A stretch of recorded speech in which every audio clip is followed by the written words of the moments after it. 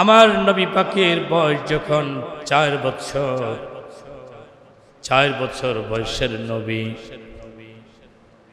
একদিন সন্ধ্যার সময় মক্কার পাহাড়ের কিনারা দিয়া আপনি আমার নবী তিনি খেলাধুলা করতেছেন।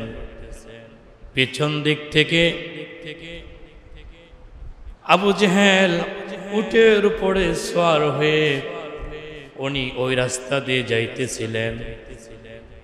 আবু জেহেল ওই রাস্তা দিয়ে যাওয়ার পথে দেখলেন আমার ভাতিজা মুহাম্মদ সন্ধ্যা হয়ে গেছে, পাহাড়ের কিনারা দিয়ে খেলাধুলা করতেছে। আবু জেহেলের ধারণা নিশ্চয়ই আমার ভাতিজাকে যদি এই মুহূর্তের মধ্যে যদি তাকে এখান থেকে সরানো না হয়, মক্কার পাহাড় থেকে ভাল্লুকগুলো এসে জীব জন্তুগুলো এসে আমার ভাতিজাকে গ্রাস করে ফেলবে, খেয়ে ফেলবে। কিন্তু আমার আল্লাহ পাক আমার প্রিয় নবী পাককে ভাল্লুক জীব জন্তু খাবে তো দূরের কথা, আমার প্রিয় নবী পাকের শরীরে মাছি মশা বড় আল্লাহর তরফ থেকে হারাম ছিল, বলা যাবে নি সুবহানাল্লাহ। আমার এমন একজন নবী যার গায়ের মধ্যে পৃথিবীর কোনো মশা মাছি বসা আল্লাহর তরফ থেকে হারাম ছিল, নিষিদ্ধ ছিল, ওই নবীকে পৃথিবীর কোনো ভাল্লুক তাকে খাওয়ার অনুমতি নাই।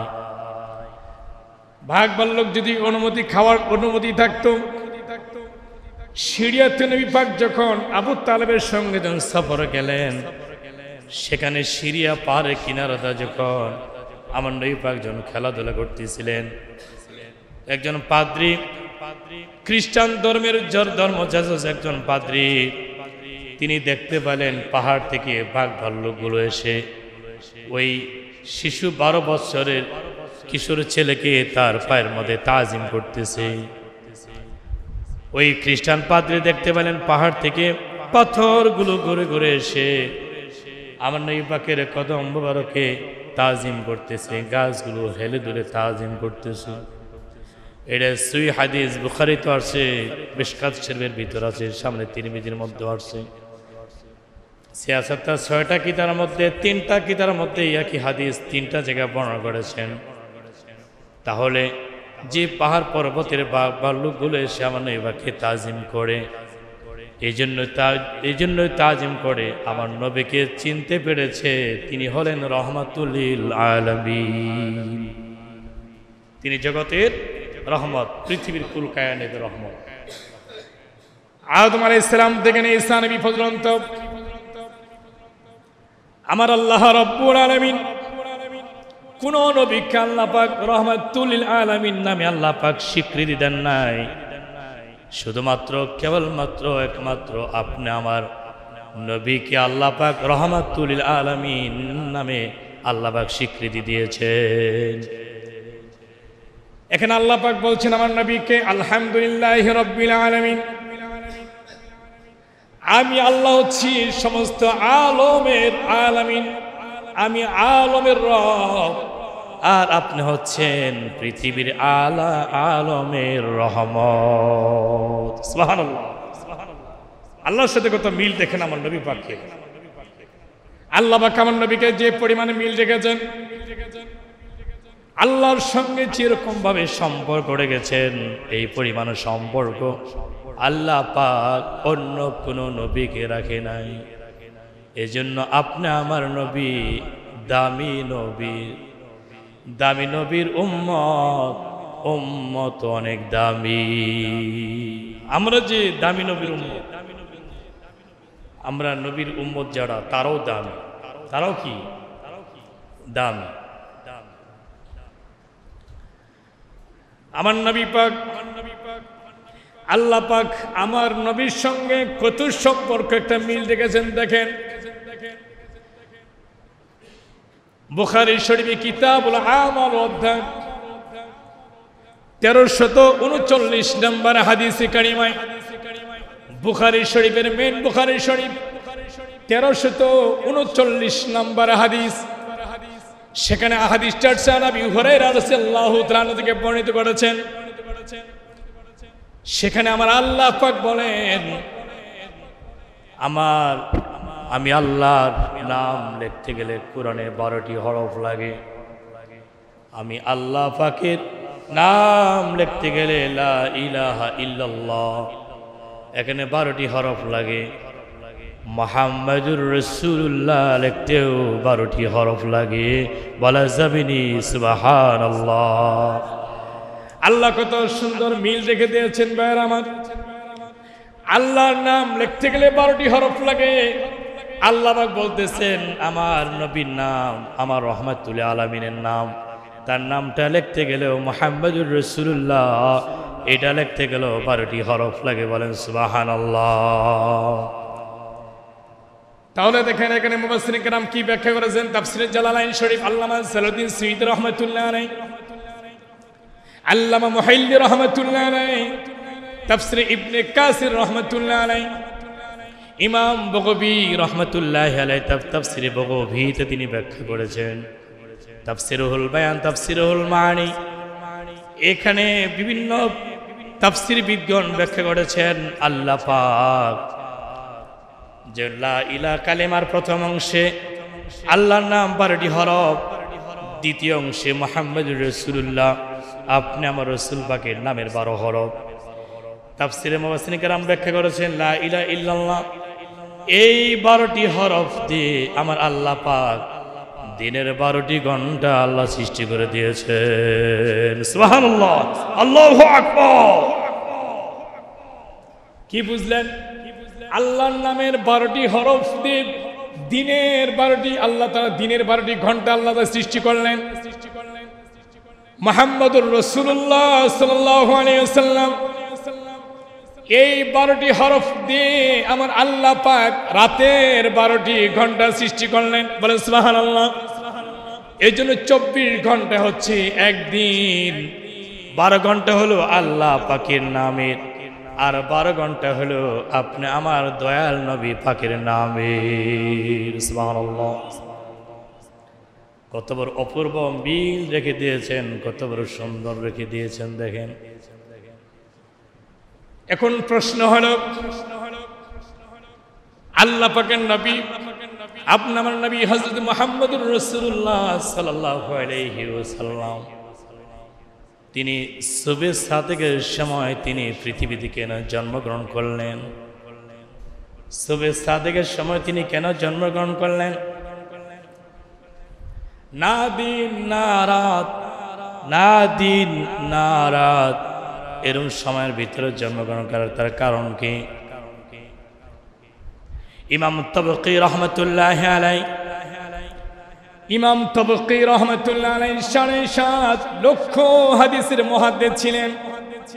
ইমাম তাবরী রাহমাতুল্লাহি আলাইহি তিনি ব্যাখ্যা করেছেন, বুখারী শরীফের উদ্ধৃত করেছেন, বুখারীর সরা থেকে তিনি ব্যাখ্যা করে দিয়েছেন। ইমাম তাবরী রাহমাতুল্লাহি আলাইহি আমার নবী পাক দিনেও জন্মগ্রহণ করলেন না, রাতেও জন্মগ্রহণ করলেন না, মাঝামাঝি সময়ের ভিতরে তিনি কেন জন্মগ্রহণ করলেন? এর ভিতরে রহস্য আছে না নাই?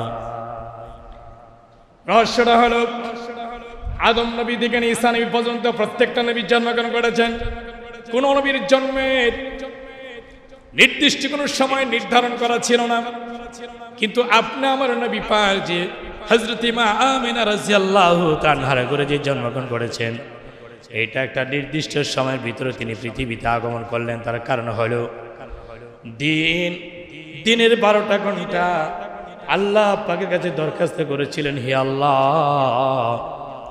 ইমাম তাবরী রাহমাতুল্লাহ ব্যাখ্যা করেছেন, বিভিন্ন তাফসীর ব্যাখ্যা করেছেন, মুহাদ্দিসিন কিরাম ব্যাখ্যা করেছেন, মুফাসসিরিন কিরাম ব্যাখ্যা করেছেন। দিনের 12টি ঘন্টা আল্লাহর কাছে মুনাজাত করলেন, হে আল্লাহ, তোমার নবী, নবীদের নবী, বিশ্ব নবী, নূর নবী, নূরে মুজাসসাম, নূরে মুকাররম, রহমাতুল আলামিনকে আমার দিনের অংশ আল্লাহ আপনি দুনিয়াতে প্রেরণ করিয়েন। অতএব আপনার নবী যেন আমার দিনের অংশে যেন তিনি যেন প্রসব করেন। দিনের অংশে যদি তিনি প্রসব করেন তাহলে আমি দিন গর্বিত হয়ে যাইব। আবার রাত আল্লাহর কাছে দোয়া করেন, হে আল্লাহ, আপনার এই নবী রহমাতুল আলামিন রাতের অংশে দুনিয়াতে প্রেরণ করিয়েন, অতএব রাতের অংশে যেন তিনি জন্মগ্রহণ করেন। তাহলে আমি রাত আল্লাহ তোমার কাছে গর্ববোধ করব, গর্ব হয়ে যাব, আমি ধন্য হয়ে যাব। তাহলে দিন তিনি আল্লাহর কাছে মুনাজাত করতেছেন দিনের বেলা জন্মগ্রহণ করার জন্য, রাত তিনি আল্লাহর কাছে মুনাজাত করতেছেন রাতের বেলা জন্মগ্রহণ করার জন্য। আল্লাহ পাক দিন এবং রাত উভয় জনের দোয়া আল্লাহ তাআলা কবুল করলেন, বলেন সুবহানাল্লাহ। এই জন্য আপনি আমার নবী রাহমাতুল আলামিন সুবে সাদেকের সময় এই জন্য জন্মগ্রহণ করেছেন। সুবে সাদেকের সময় কিছু রাতের অংশ থাকে, সুবে সাদেকের অল্প কিছু সময় পরে তিনি আবার দিনের অংশ হয়ে যাবেন, ঠিক কিনা? সুবে সাদেকের সময় কিন্তু একটু রাত অন্ধকার থাকে। যখন নাকি সুবে সাদেকের সময় আপনি আমার দয়ার নবী মায়ের নবী রাহমাতুল আলামিন যখন জন্মগ্রহণ করলেন, রাত খুব খুশি হয়ে গেল, আল্লাহ গো আমার রাতেই তুমি তাকে জন্ম করাইছো, তবে রাতের শেষ অংশে, সে রাতের শেষ অংশে তুমি রাহমাতুল আলামিনকে আল্লাহ তুমি আমার রাতের অংশে তুমি তাকে দুনিয়াতে প্রেরণ করেছো। তা পরক্ষণ একটু কিছু সময় পরেই আবার দেখেছে দুনিয়ার দিনের আলো আসতে শুরু করেছে। দিন খুশি হয়ে গেল, হে আল্লাহ আপনার নবী রাহমাতুল আলামিনকে আমার দিনের প্রথম অংশে প্রথম ভাগে আল্লাহ তুমি দুনিয়াতে প্রেরণ করেছো, আমি দিন খুশি হয়ে গেছি, বলুন না সুবহানাল্লাহ। আল্লাহ তাআলা দিনের দোয়া মানে দিনের আবদারও তিনি মানলেন, রাতের আবদারও তিনি মানলেন। এই জন্য আল্লাহ আপনি আমার রাসূল সুবে সাদেকের সময় দুনিয়াতে রহমত দিনে তিনি পবিত্রতা শিবালেন। বলতেছিলাম আপনি আমার নবী পাকের বয়স যখন 4 বছর, মক্কার পাহাড়ের কিনারা দিয়ে আপনি আমার নবী পাক খেলাধুলা করতেছেন, সন্ধ্যা হয়ে গেল। এদিক দিয়ে নিষ্ঠুর পাষাণ বেঈমান আবু জেহেল তিনি পিছন দিক থেকে উটের উপর সওয়ার হয়ে ওই রাস্তা দিয়ে মক্কার রাস্তা দিয়ে যাইতেছিলেন। আবু জেহেল উটের উপর থেকে দেখতে পাইল আমার ভাতিজা মুহাম্মদ সন্ধ্যার সময় পাহাড়ের কিনারা দিয়ে খেলাধুলা করতেছে। একে যে কোনো সময় পাহাড় থেকে ভাল্লুক জীবজন্তুগুলো এসে আমার ভাতিজাকে খেয়ে ফেলতে পারে। এই জন্য আবু জেহেল এটা মনে করে তার ভাতিজা মুহাম্মদকে উটের উপরে তিনি উঠাইলেন, উটের উপরে উটের পিছনে উঠাইলেন। পিছনে আবু জেহেল পিছনে বসালেন আমার নবীকে।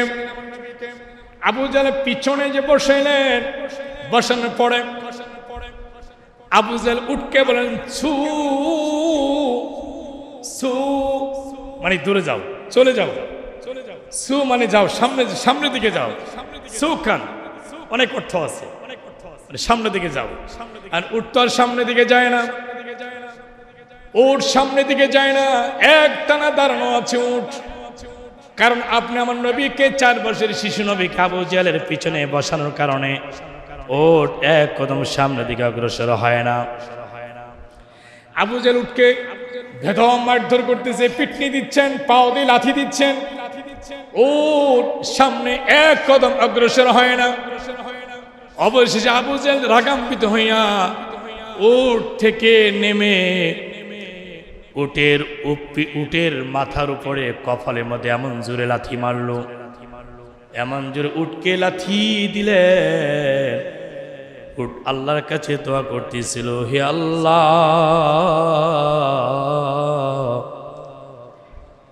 আমি সাধারণ একটা তোমার মাখলুক জীব, আমি এই শিশু নবীকে আমি চিনতে পারলাম, কিন্তু নিষ্ঠুর পাষাণ বেঈমান আবু জেহেল আমার এই নবীকে চিনতে পারে নাই। আমি কেন সামনে দিকে অগ্রসর হই না?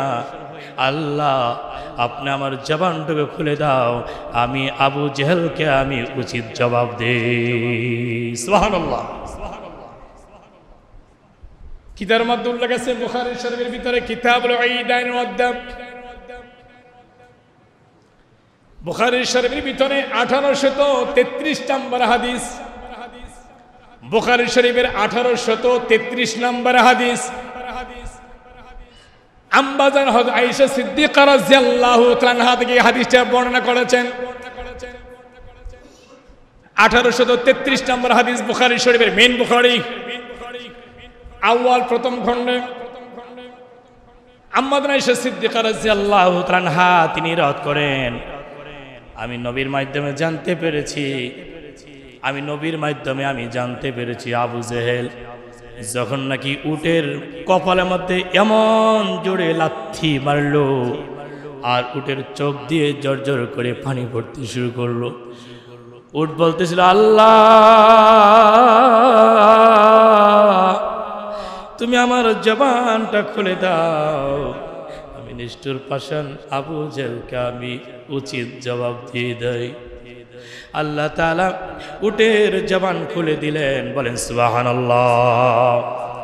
আল্লাহ রাব্বুল আলামিন উটের জবান খুলে দিলেন। উট বললেন, ও নিষ্ঠুর পাষাণ বেঈমান আবু জেহেল, আমাকে এত আঘাত কেন করতে হচ্ছে? আমার মাথার মধ্যে কপালের মধ্যে তুই জুড়ে লাথি কেন মারতে হয়েছে? তোর পিছনে যাকে বসাইলি তিনি হলেন রহমাতুল লিল আলামিন, পৃথিবী কুল কায়নাতের যিনি রহমত। ওই ব্যক্তিকে যদি সৃষ্টি না করতো, পৃথিবী কুল কায়নাত সৃষ্টি করতো না, আমি উটকে আল্লাহ সৃষ্টি করতো না, ওরে পাষাণ আবু জেহেল তোকে সৃষ্টি করতো না। আল্লাহ তাআলা এই পৃথিবীর জান্নাত জাহান্নাম চন্দ্র সূর্য গ্রহ নক্ষত্র আরশ কুরসি লৌহ কলম পৃথিবীর কুল কায়নাত আল্লাহ সৃষ্টি করতেন না, একমাত্র আপনি আমার নবীর খাতির নবীর উসিলা আল্লাহ তাআলা সৃষ্টি করেছেন। অতএব ওই রহমাতুল আলামিন নবীকে, নবী মুহাম্মদ সাল্লাল্লাহু আলাইহি সাল্লামকে তোমার সামনে বসাও, আর ওই নবীর পিছনে আবু জেহেল তুমি বসে যাও। আমি উটকে ধমক দিতে হবে না, মারধর করতে হবে না, লাথি দিতে হবে না, আমি এমনিতেই নবীর বাড়িতে পৌঁছাইয়া দিব। সুবহানাল্লাহ। উটের যখন জবান খুলে দিল, আবু জেহেল বলছিল, রাবি আবু মালিক তিনি ব্যাখ্যা করেছেন এই হাদিসটা রিওয়ায়াত হইল আম্মা আয়েশা সিদ্দিকা রাদিয়াল্লাহু তাআলা আনহা থেকে হাদিসটা রিওয়ায়াত করেছেন। এই হাদিসের রাবি ছিল আবু মালিক, তিনি ব্যাখ্যা করেছেন উটের জবান খুলে দিল। আবু জেহেল বলল, আমার এই বাতিজা বয়স মাত্র 4 বছর মুহাম্মদ, এই শিশু অবস্থায় যে জাদুকর, উনি বড় হইলে নাকি কত বড় জাদুকর হবে বলা যাবে নি, নাউযুবিল্লাহ। আপনি আমার নবী কি জাদুকর ছিলেন? অবশ্যই না। প্রত্যেকটা নবীকে মুআজিজাতুন নবিয়্যা, প্রত্যেকটা নবীকে আল্লাহ তাআলা মুআজিজা দান করেছেন। প্রত্যেকটা হক্কানি আউলিয়া কিরামকে কিরামতুল আউলিয়া হাক্কুন, ওলি আল্লাহর কিরামত সত্য, নবীদের মুআজিজা সত্য, দুটোই সত্য। এখন নবী পাকের এরা 4 বছরের শিশু নবীর এটা জাদু ছিল না, তার ছিল মুআজিজা। 4 বছরের শিশু নবীর এটা মুআজিজা ছিল। আবু জেহেল নিরুপায় হইয়া আব্দুল্লাহর বেটা মুহাম্মদকে উটের সামনে বসাইলেন, আর মুহাম্মদের পিছনে আবু জেহেল বসে গেলেন। এখন উটকে আর ধমক দিতে হয় নাই, মারধর করা হয় নাই, লাথি দেওয়া লাগে নাই। উট এমনিতে সামনের দিকে অগ্রসর হইতে হইতে আমার নবী পাকের বাড়ির গেটের সামনে উট অটোমেটিক বসে যায়। বলেন সুবহানাল্লাহ। বসে যায় মানে উট থেকে তো নবী পাককে নামতে তো হবে। উট সেখানে শুয়ে পড়েন, নবী পাকের বাড়ির গেটের সামনে গিয়ে উট শুয়ে পড়ে, যেন আমার এই 4 বছরের শিশু নবী যেন উট থেকে সহজে যেন নামতে পারে। উট আমার নবীকে চিনতে পারলো, কিন্তু নবীর উম্মত হয়ে কিন্তু আমরা নবীকে চিনতে পারলাম না। এই জন্যই আবু জেহেল কাফের যাবে জাহান্নামে, আবু জেহেল উট যাবে জান্নাতে। হাদিসের মধ্যে আবু জেহেল উট, যে উটটা তিনি সর্বক্ষণ ব্যবহার করতেন, এই উটটা তিনি জান্নাতে যাবে, আবু জেহেল যাবে জাহান্নামে, আর আবু জেহেল উট যাবে জান্নাতে। বলেন সুবহানাল্লাহ। কেন জান্নাতে যাবে? আমার রাসূলকে চিনার কারণে। আমার রাসূলকে মহব্বত করে উটের পিছে উঠে নবী পাকের বাড়ি গেট পর্যন্ত যে পৌঁছে দিলেন, আবু জেহেল নতুন করে উটকে রাস্তায় চিনিয়ে দেওয়া লাগে নাই, চিনিয়ে দেওয়া লাগে নাই। এই জন্যই আবু জেহেল একজন কাফের। কাফের আমার নবীকে মহব্বত করে কারণে কাফের আমার নবীকে দুশমনি করার কারণে আবু জেহেল তিনি হবে জাহান্নামে দুজখী, আর আবু জেহেল যে উট আমার নবীকে মহাব্বত করার কারণে তিনি হবেন জান্নাতি। সুবহানাল্লাহ। আপনি আমার নবীকে কি পরিমাণে পরীক্ষা করেছেন? নবী পাকের বয়স মাত্র 17 মতান্তরে 19 বছর। 19 বছর নবী এরকম বয়স। মুফাসসিরিনে কেরাম ব্যাখ্যা করেছেন, একদিন আবু জেহেল আমার নবী পাক যত বয়সে বড় হইতে থাকে, আবু জেহেলের দুশমনিও আমার নবীর প্রতি বাড়তেও থাকে। যখন নাকি আমার নবী আস্তে আস্তে বড় হইতে থাকেন, আবু জেহেলের দুশমনিও তো আস্তে আস্তে বেশি হইতে থাকে, করতে থাকে। আমার নবী পাক যখন মক্কার কিছু কাফের আমার নবী পাকের কাছে কালেমা গ্রহণ ইসলাম গ্রহণ করলো, সবচেয়ে নবী পাকের 6 নম্বর যিনি মুসলমান হযরত খাব্বাব রাদিয়াল্লাহু তাআলা, 6 নম্বর মুসলমান, ইসলামের 6 নম্বর মুসলমান হযরত খাব্বাব রাদিয়াল্লাহু তাআলা, তিন নবী পাকের কাছে সর্বপ্রথম তিনি যে নবী পাকের কাছে যে কালেমা গ্রহণ করে যিনি ইসলাম গ্রহণ করেছেন, তন্মধ্যে 6 নম্বর সিরিয়াল ছিল হযরত খাব্বাব রাদিয়াল্লাহু তাআলা।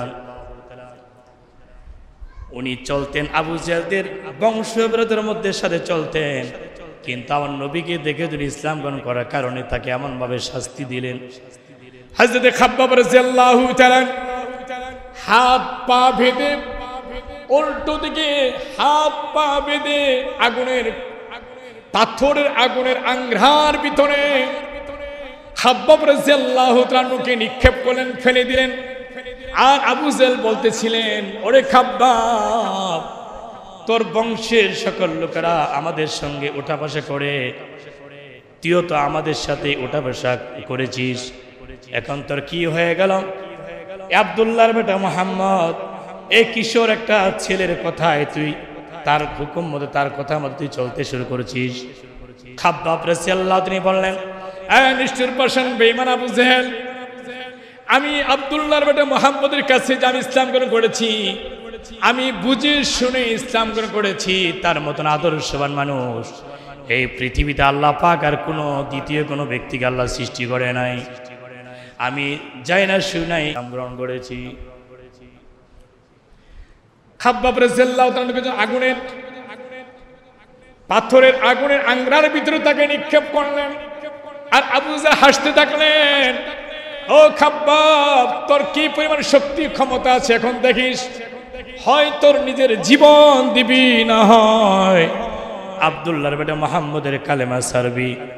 তো খাব্বাব রাদিয়াল্লাহু তাআলা বলেন, ও নিষ্ঠুর পাষাণ বেঈমান আবু জেহেল, আমি এই কালেমার জন্য, নবীর জন্য জীবন দিতে রাজি আছি, কিন্তু নবীজির কালেমা সারতে রাজি না। সুবহানাল্লাহ। ও আমার ঢাকা গাজীপুরের ভাইয়ারা, ইসলামের প্রাথমিক যুগে কি পরিমাণে সাহাবায়ে কেরাম কি পরিমাণে কষ্ট করেছেন চিন্তা করেন। কিতার মধ্যে আছে হযরত খাব্বাব রাদিয়াল্লাহু তাআলা, তার পিঠের ভিতরে এমন বড় বড় 6টি গর্ত ছিল, 6টি গর্ত ছিল। এই 6টি গর্তের রহস্যের সাথে আর তিনি যে সিরিয়ালে 6 নাম্বার মুসলমান ছিলেন, 6 নাম্বার, উনি রাসূলের কাছে যে ইসলাম গ্রহণ করছেন যারা, তার মধ্যে 6 নম্বর সিরিয়াল ছিল হযরত খাব্বাব রাদিয়াল্লাহু তাআলা। আর এই জন্য তার পিঠের মধ্যে আল্লাহ তাআলা বড় আগুনের মধ্যে তাকে যে পাথরের আঙ্গার ভিতরে, পাথরের আগুন আঙ্গার ভিতরে যে তাকে ফালাইছেন, ভিতরে আগুন, ওই পিঠের চামড়া, মাংস, হাড্ডি পুড়তে পুড়তে কিতার মধ্যে লিখছেন, আমার নবী পাক বলেন, আমি খাব্বাবের অবস্থানটা আমি দেখেছি পড়ে, যে তার ভিতরে রক্ত মাংস পুড়ে গর্ত হয়ে গেছিল, আর পাথরগুলো এত উত্তপ্ত যে পুড়তে পুড়তে পুড়তে তার দেহের, পিঠের দেহের ভিতরে ঢুকে যায়, এরকম বড় বড় 6টি গর্ত হয়ে যায়। তবু যে সে খাব্বাব রাদিয়াল্লাহু তাআলা আমার ইসলাম তিনি ছাড়েন নাই, কালেমা ছাড়েন নাই, আবু জেহেল তার জীবন ছেড়ে দিতে রাজি হয়েছিলেন, কিন্তু এমন মুজাহাদা করে, এমন জিহাদ করে তার ইসলাম তারা নিয়ে আসছেন। আর ওই সহজ ইসলাম আমরা পেয়ে আমরা নবীর কত রকমের বিদ্বেষী আমরা বর্তমানে করতেছি, টের পাইবা মৃত্যুর পরে নয়, আগেও টের পাইবা অসুবিধায় নবীর বিদ্বেষী যারা।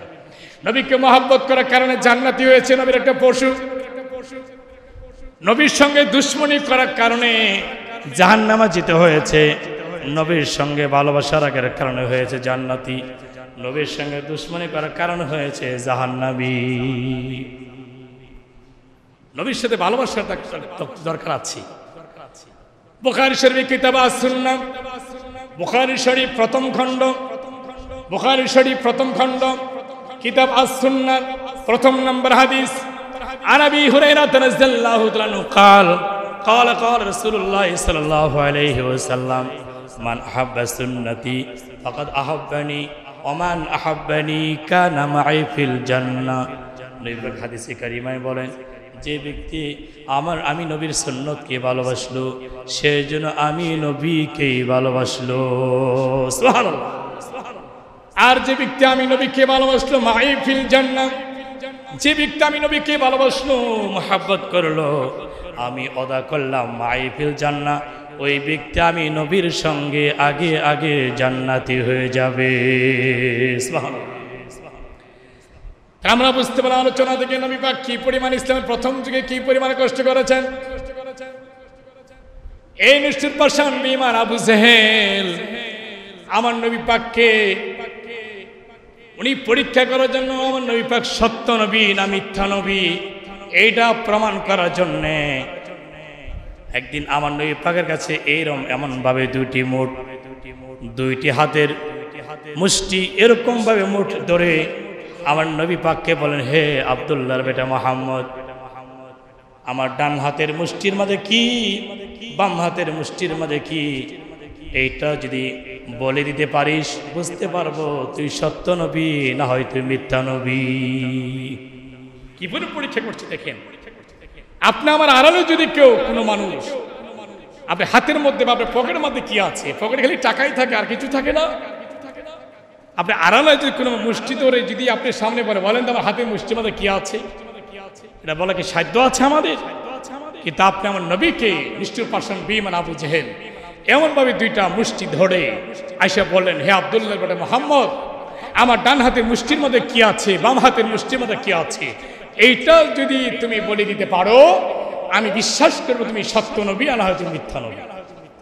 আমার নবী পাক তার সাথে চুক্তি করলেন, চাচা আমি যদি সত্যি যদি বলে দিতে পারি আপনার হাতের মুষ্টির মধ্যে কি আছে, ডান হাতের মুষ্টির মধ্যে কি আছে বাম হাতের মুষ্টির মধ্যে কি আছে, তাহলে আপনি ধর্ম ত্যাগ করে আমি নবীজির ধর্ম ত্যাগ গ্রহণ করবেন কিনা স্বীকার করুন। আবু জেহেল ওই মুহূর্তের মধ্যে স্বীকার করছে, সাত টাকা ঠিক আছে আমি স্বীকার করলাম, আমার ডান হাতের মুষ্টির মধ্যে কি আছে বাম হাতের মুষ্টির মধ্যে কি আছে এইটা যদি তুই বলে দিতে পারিস তোর ইসলাম গ্রহণ করব, আর যদি বলে না দিতে পারিস মুহাম্মদ রে তোর ধর্ম ত্যাগ করে আমি আবু জেহেলের ধর্ম গ্রহণ করবি কিনা রাজি হ।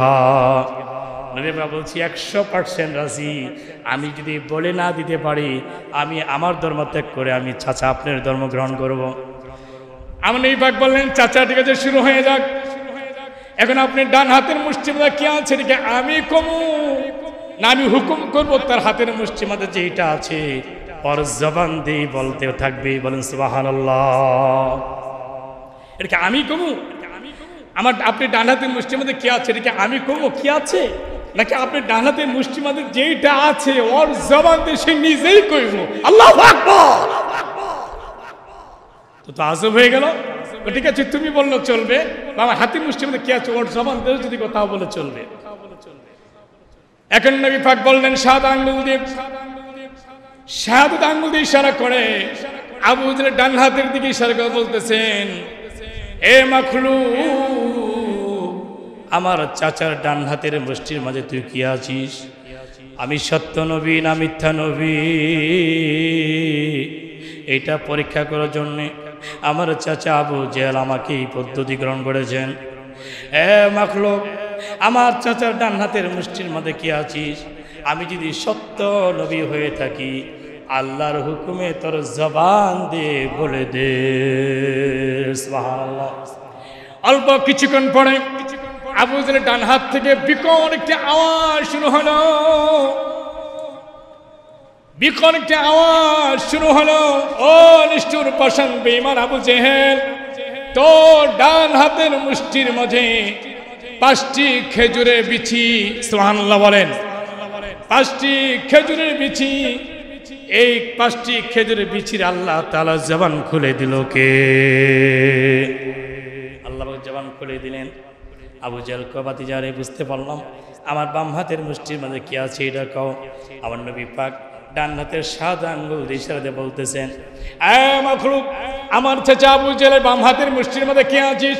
আমি যদি সত্য নবী হয়ে থাকি, তোর মুষ্টির মধ্যে কি আছিস মাখলুক? তোর জবান দিয়ে আমার চাচাকে শুনিয়ে দাও।